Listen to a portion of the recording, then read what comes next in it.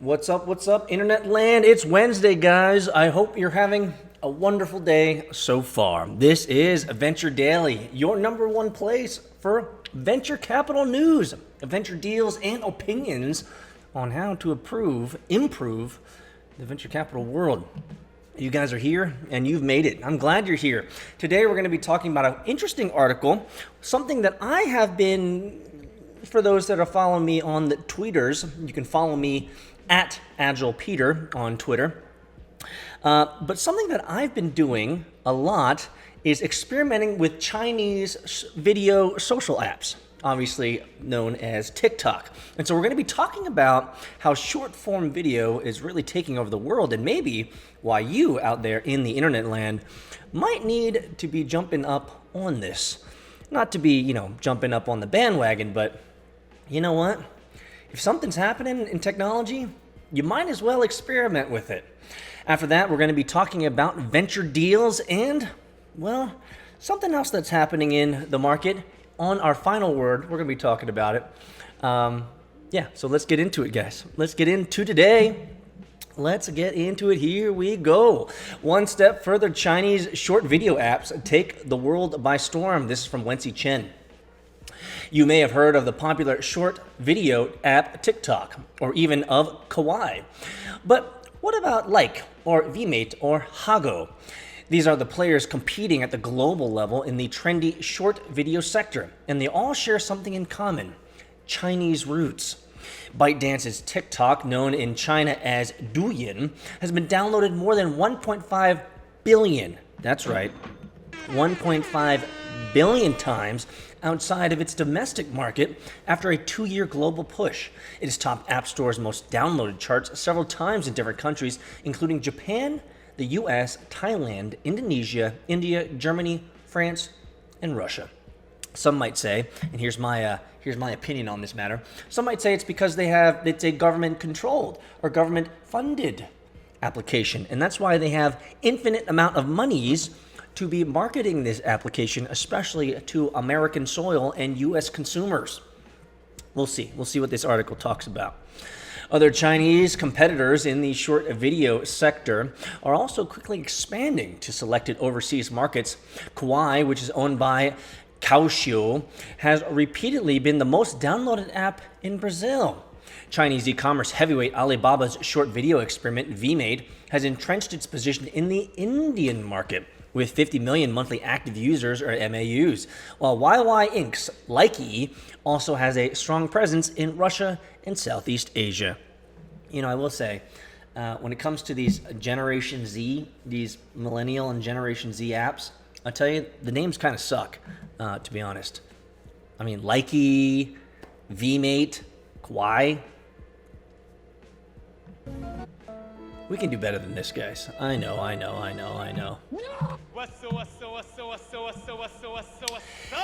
In their global push, which of these apps have actually a better chance of standing out? Seeking expansion overseas has become an ongoing trend for Chinese tech firms because compared with the increasingly saturated home market, abroad markets represent fresh opportunities.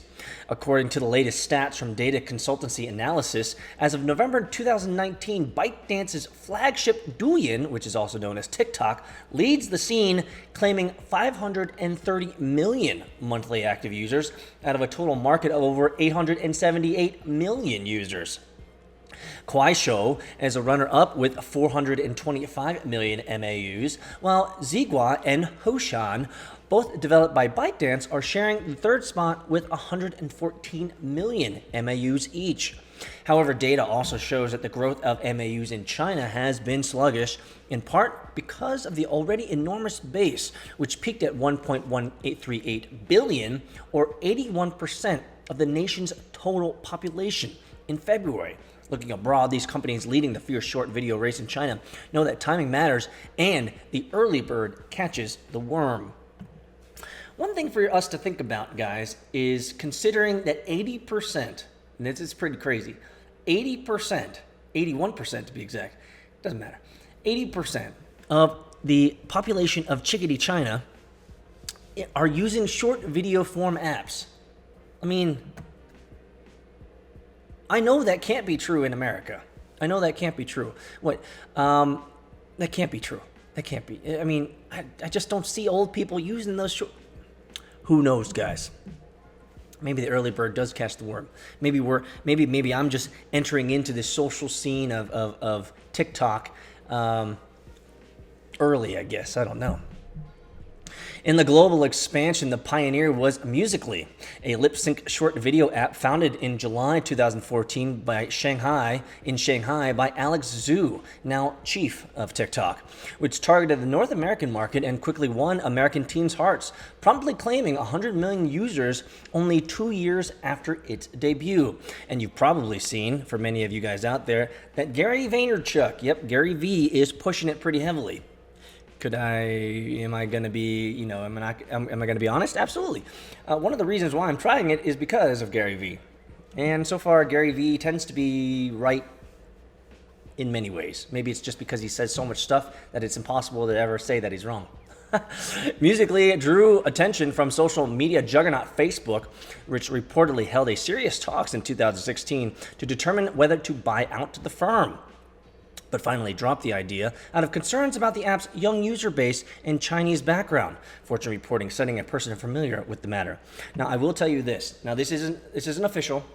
This is something that I heard, but from what I understand, the age of consent in China is like 14 years old, from what I've heard. And you can Google this stuff, you can look this up. And so because of that, that's why you're seeing the over-proliferation of young tweens shaking that booty on the application. Actually, true story. I was at a elementary school activity where there were lots of parents and kids and all sorts of stuff. And I overheard a couple of women, a couple of moms, talking about their young middle school teenage girls using TikTok. And one of the things that they were talking about with each other is how much profanity, how much rap music, how much negative, over-sexualization that they saw on their daughters' phones. And they were literally talking with each other about whether they should continue to allow their 12, 13, 14-year-old girls to be using this application. And, I'm just not the type of dude to get in someone else's business. But I'll tell you, when I was overhearing that, I was like, ladies, y'all need to figure it out. If you're going to let your 12-year-old daughter be showing, shaking her booty on an app like that, then there are bigger issues. There are bigger issues at stake. You let me know your opinion down below in the comments, whether I'm way off base here, or whether I'm just overly conservative, or whether I'm too conservative and maybe I'm just because I'm a dad. Let me know. Let me know your thoughts. All I know is that if my daughter, who is not of age yet, that 12, 13, 14, trust me, she wouldn't be using this app if she was. Or maybe let me know. In 2017, TikTok's parent company ByteDance acquired Musical.ly for nearly $1 billion and merged the two apps later in 2018, seeking to grow TikTok's international presence on the shoulder of Musical.ly.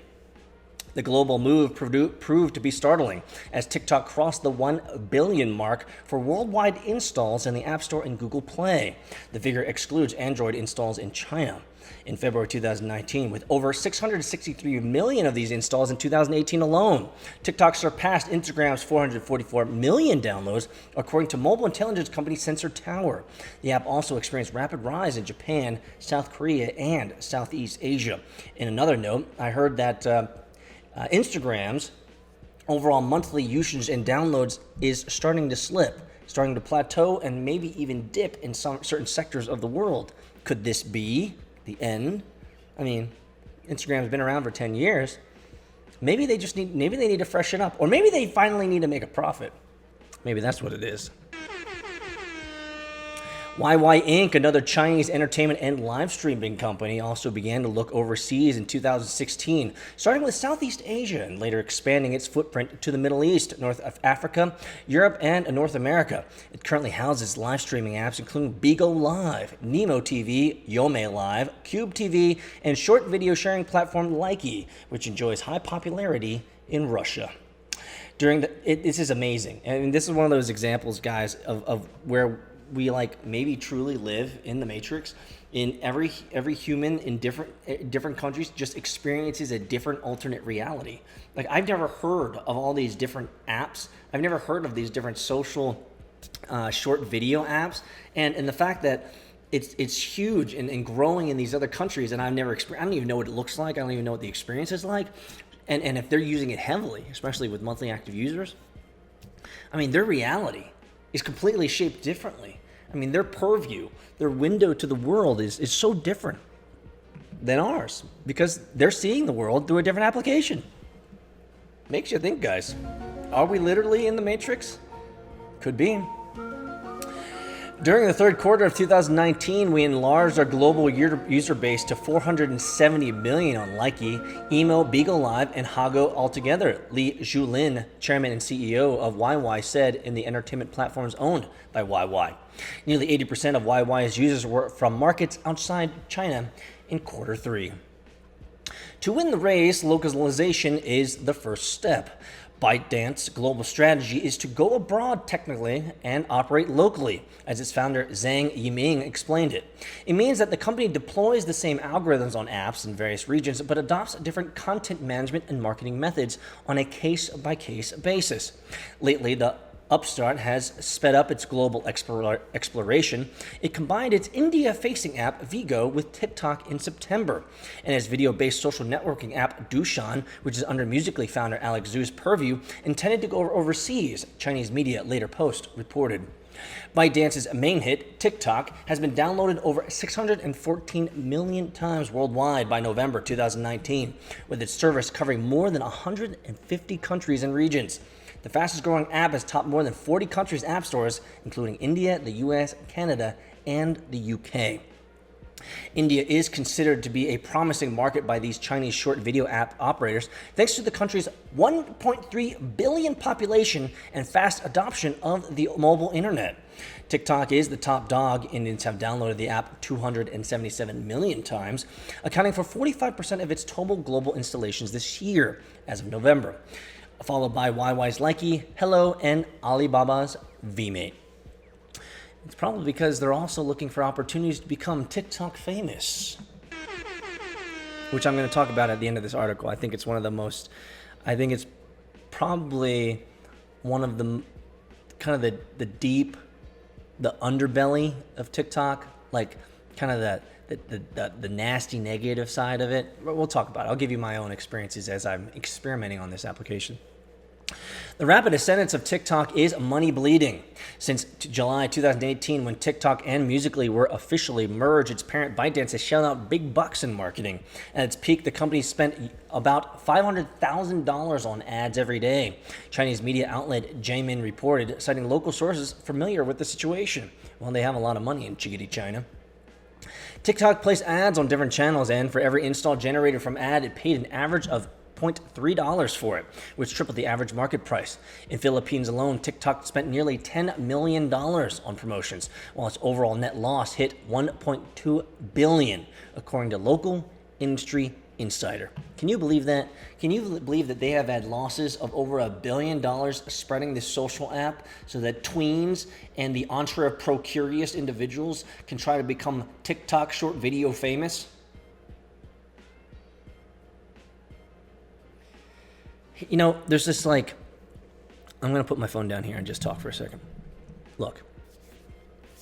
No. We'll finish the article, and then I'll give you my feedback, guys. I don't want to jump into it too early, but it's easy for me to get hype about certain articles because I like reading these articles, and especially articles in which I'm running experiments on this tech, on this new stuff. And, if you're a founder, you're a venture capitalist, we need to be up to date with what the market is doing.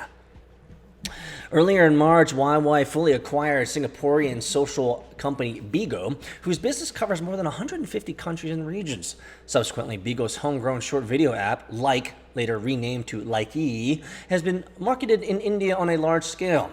Bigo said it would invest $100 million in the Indian market over the next 3 years. Alibaba ventured into the arena in India with a quite different approach, in a much quieter and smoother manner. Though its subsidiary, UC Web, it launched in 2017 its short video app VMate, which amassed 50 million MAUs in India by October. Cheng Daofang, CEO of VMate, revealed to 36KR in May his intentions to develop India's short video community, although he admitted that it would require a more complicated business strategy than simply enlarging market share through hefty spending. Except for India, Chinese short video apps are also eyeing South America, in particular Brazil, the largest economy in the region. With a population of over 146 million internet mobile users, which spend a total of 9 hours and 29 minutes per day on the internet on average, ranking second in the world after the Philippines, according to investment research firm Equal Ocean. Really? 9.5 hours a day on the mobile internet. 9.5 hours per day on the mobile internet, which is second to Philippines, which means Philippines, they spend more than 9.5 hours. Let's just say 10 because I don't have the data in front of me. 10 hours a day on the mobile internet. I'm trying to think right now, my friends, how much time I spend on mobile internet. And I know it's not 9.5 hours. That's for sure. I'm probably going to be underestimating here because you just don't know how you get sucked into the vortex of mobile. But I can't be spending that much time. I mean, I'm mostly on the regular web doing research, building product, editing videos, getting ready for workshops and clients. I mean, that's mostly what I'm doing. That's a lot of time, man. Let me know in the comments below how much time you think you spend on the internet, the mobile internet. Kawaii Shoes pivoted from Brazil with its overseas version Kawaii, which quickly garnered over 7 million daily active users in November, after opening its office in São Paulo. Kawaii has also been among the 4 most downloaded platforms in the Brazilian Android store since July 31st, according to Sensor Tower ranking. Kawaii Shoe also runs another popular video sharing app called V-Status in Brazil, which is ranked among the top 10 apps in the country's Google Play Store, although it is not yet available to iOS users. Coveting this fast-growing market, ByteDance's Tick Tock and YY's Bigo are also taking action. The former increased the strategical importance of Brazil and its plan, while the later include the Brazilian business segment directly into Chief Technology Lu Pengjun's management. Some say that the hyper-popularity of Chinese short video apps could help China to shed its copycat label. Nevertheless, the road for Chinese tech companies to go abroad does not lack hurdles. One main challenge is to how to differentiate and localize. Based on different user habits, culture, languages, and internet development in different countries, short video operators have to lay out selected promotions and monetization strategies accordingly. In the meantime, they also need to be wary of sharing too many similarities with other applications to prevent being very easily replaced. For example, earlier this year, TikTok launched an indie artist discovery program dubbed Spotlight in partnership with 21 record companies, specifically in Japan and South Korea. This program is a contest with an open call for the budding local musicians to upload their works into TikTok, and its winners will be selected based on the popularity of songs, KR Asia reported. With the move, TikTok wants to suit locals' taste and also boost the enrichment level of its content. However, foreign tech giants are not stepping aside. Last month, Facebook-owned Instagram launched a TikTok-alike application called Reels in Brazil. I didn't even know that. That's amazing. Reels in Brazil, a video music remix tool that allows Instagrammers to make 15-second video clips with music to share them as stories.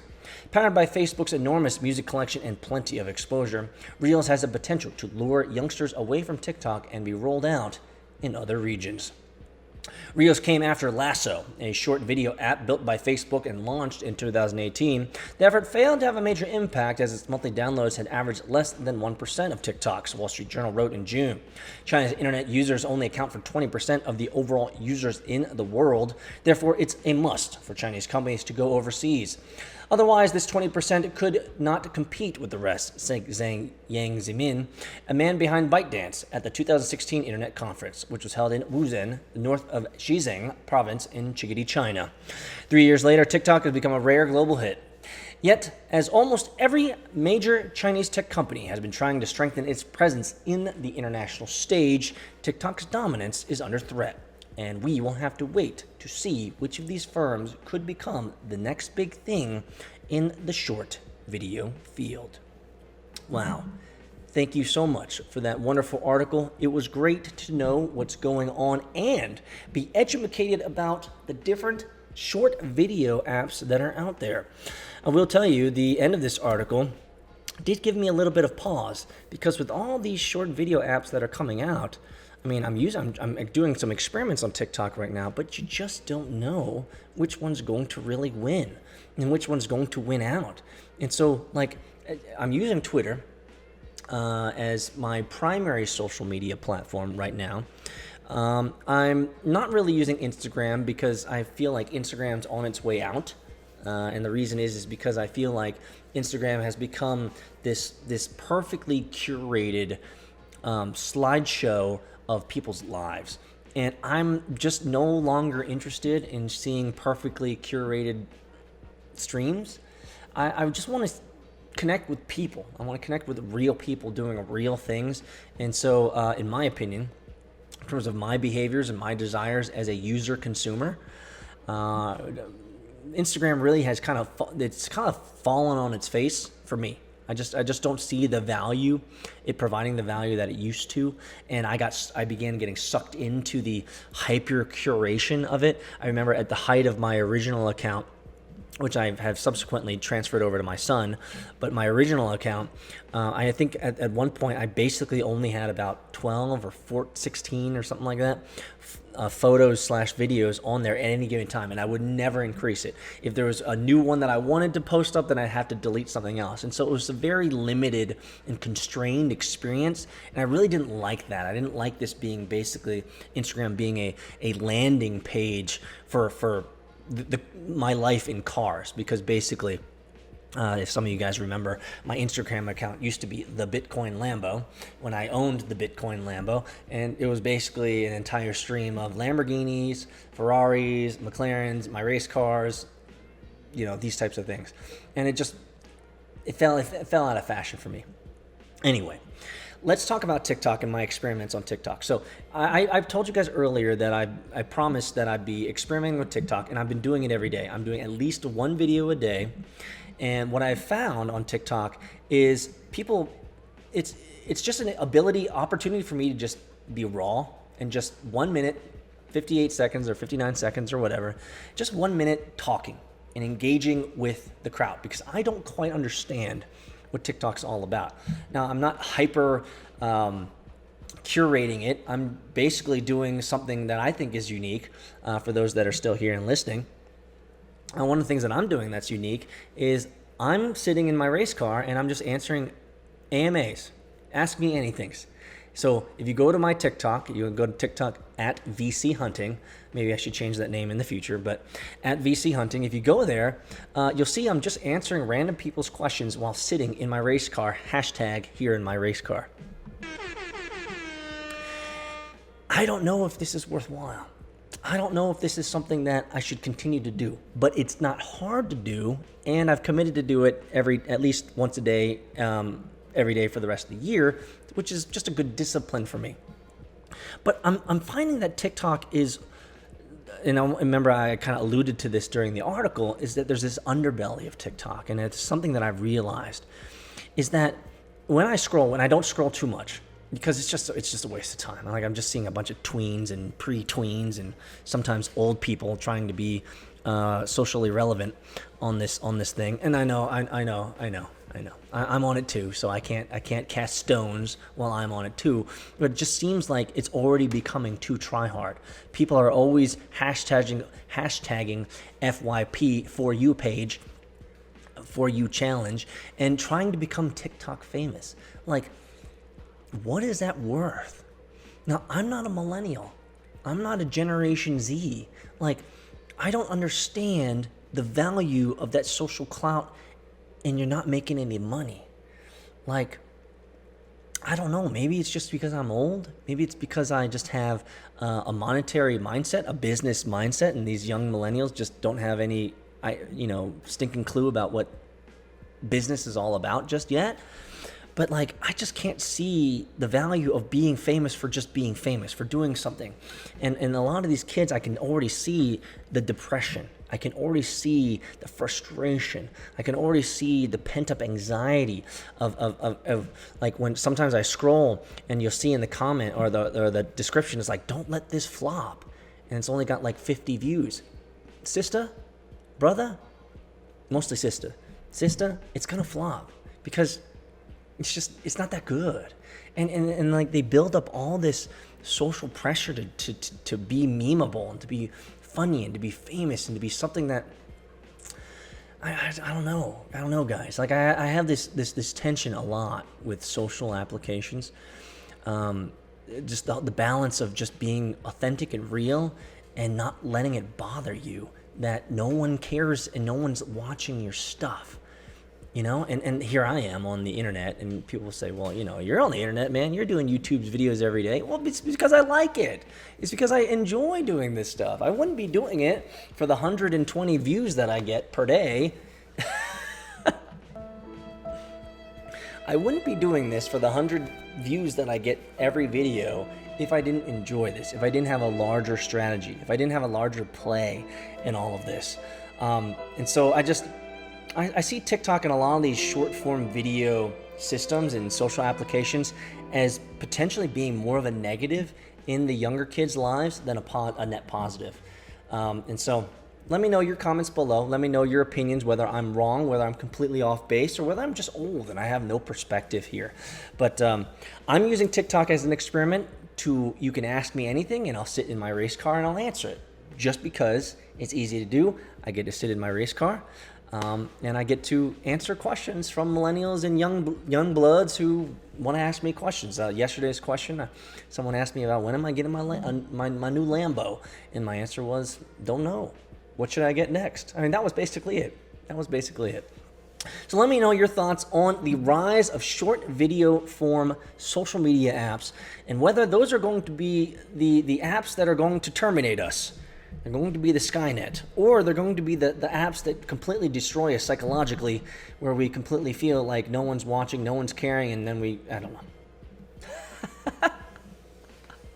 I just don't know. I don't know, guys. But let's go to a word from our sponsor. True startup story, guys. You got it. Your company just got seed round financed. Congratulations. You're going to the moon. But now you have to scale. You found great talent out in California, New York, Georgia, and even Eastern Europe. So what communications platform will you be using to ensure your international team is always aligned? Well, the answer is easy. Slack.com for Teams. We've used Slack for all of our previous startups, and they've supported us in tremendous ways. And we want to give them a thanks today for supporting VCHunting.com. Did you also know that Slack is a great tool for personal use? Yeah, I use my own personal Slack channel to drop in documents, notes, to-dos, and follow-ups to ensure that my workflow throughout the day is right on course. I promise you, if you try out Slack.com for personal use, you'll end up using it for your team as well. Go to Slack.com to check it out. Welcome back to Venture Daily, the #1 fastest growing venture capital daily news show in all of venture media. Here's our second segment for today. Before we get into it, make sure that you follow me at Agile Peter on Twitters. Now, some of you guys might say, well, it used to be at VC Hunting. Yes, I've changed it. I want it to be more specific to me as a personal brand rather than around one of my segments or one of my shows, because we have lots of different shows here. We have the VC Hunting show. We have the daily, right? Venture Daily, which is what you guys are watching now. I have some new shows, some new segments coming up. My TikTok, which is what I just talked about, is my TikTok show here in my race car. So I wanted to make it a little bit more generic or generic or specific, rather, is the word I'm looking for. Specific to me, Agile Peter. So I like it. So follow me on Agile Peter. Make sure that you also check out our daily hunt.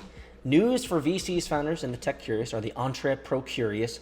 Always putting down some great articles every day in your email box of things that I read so that you can make sure that you are up to snuff. Here we are. It's the venture deals for Wednesday, January 8th, 2020. It's so important, especially if you're a venture capitalist, you're a founder, or the entrepreneur curious, to know where the money is going and where the money is flowing. Let's jump into it, guys. Big Panda.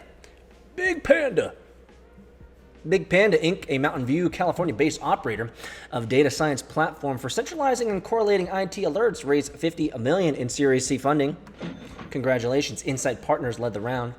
Network with the Three, a San Francisco-based games, media, and technology company, raised $40 million in Series C funding. Investors include Griffin Gaming Partners. Nice. I'm going to check this out. This is why we do this.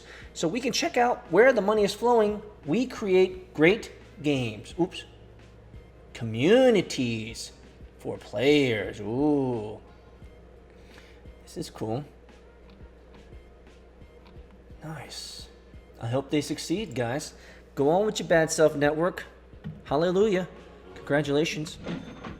CyberCube Analytics, a San Francisco-based cyber risk analytics company for the insurance industry, raised $35 million in Series B funding. HSCM Bermuda and Forge Point Capital led the round. Gravitational, an Oakland, California-based provider of infrastructure software solutions, raised $25 million in Series A funding. Kleiner Perkins led the round. Congratulations. Super Pedestrian, a Cambridge, Massachusetts-based transportation robotics company, raised $20 million in funding. Investors included Spark Capital, General Callis, and Hanako Ventures. Nice. Decibel, a London and Boston-based company that measures experiences on websites and apps, raised $17 million in Series B funding. Draper Esprit led the round. Not bad. Check, a New York-based cybersecurity company, raised $16 million in Series B funding.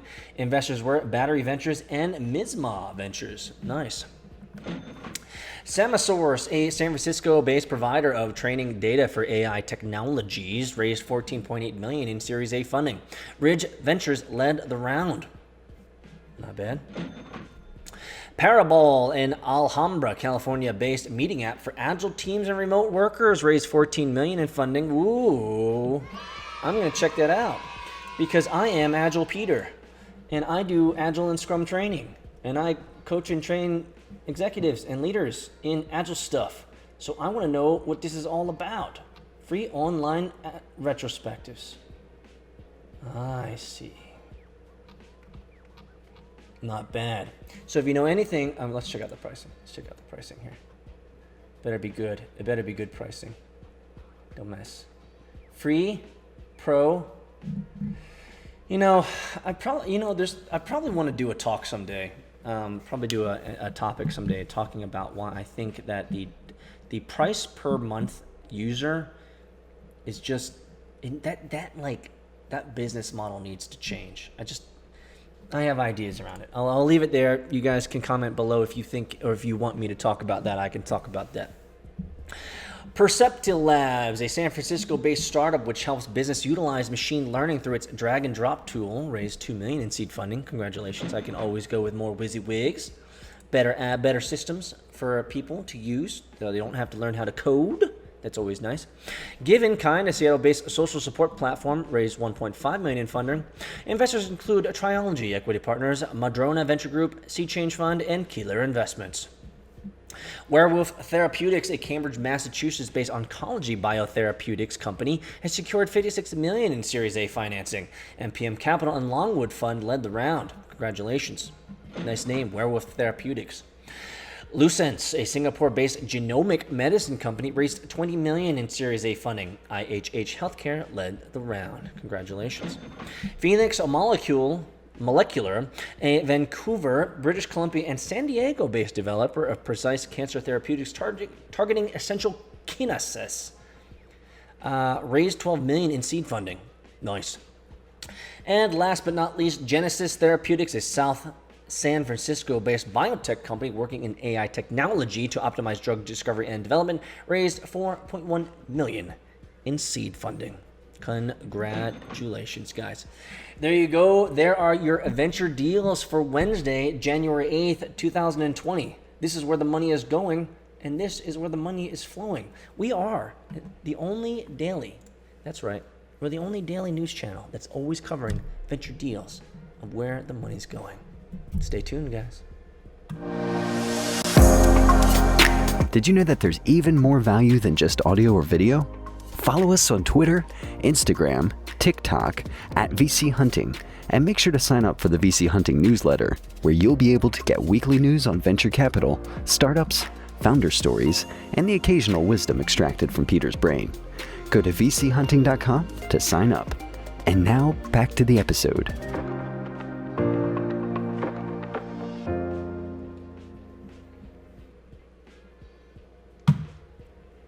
Well, let's go back to the final word. Welcome, guys. It's Wednesday, January 8th, and I'm glad that I am part of your day-to-day. I hope you learned something about TikTok and the Chinese social apps taking over the world. You know, there's a lot of talk, especially in all the retrospectives around China being a global superpower by 2030, being a global technology superpower by 2030, leading the cybersecurity world by 2030, not only cybersecurity, but also surveillance world by 2030. Not only that, they will completely have destroyed the entire financial system of the world by being the first country to be in blockchain and have their entire financial system on cryptocurrency or some type of cryptographic, decentralized, or maybe probably centralized, more like centralized network. And so there's a lot of talk in the retrospectives around 2019, moving into 2020, and all the news that I'm reading all the time is China, China, China, China, China, China, China, China, China, China, China, China, China, China, China, chickadee China, chickadee China. Right? I get it. There's a lot of great stuff coming out of China. Now, that's not to be a problem, but it makes you wonder. With all the news, especially the mainstream media stuff, what's the agenda? What's the agenda? What are they trying to tell us here? Should we be investing in China? Should we be playing nice with China? Should we be moving to China? What should we do with this Chinese monster? It's not a monster. This Chinese beast. Beast is a neutral term, right? Monster is more negative. Is beast negative or positive? When I say beast, I mean positive. this behemoth of a country. What are we to do? Well, I read an article the other day, and it wasn't worth reading in its entirety on Venture Daily here, but it essentially said this: China is one of those countries where you should continually be vigilant. And he spec'd out two ideas, and I just want to share them briefly here before I talk about what I really want to talk about.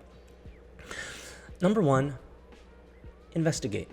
Whenever you hear about what's going on in China, investigate it. If it's a social app, it's a technology, check it out. See if it's something that is worth using.